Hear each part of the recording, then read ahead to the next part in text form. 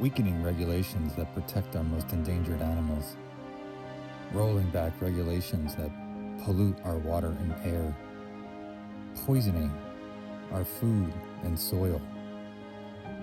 It is no coincidence that we see record tornadoes, catastrophic fires, and flash floods around the world. We are not separate from Mother Nature, and these are her cries for help. We must choose to answer the call now, before it is too late.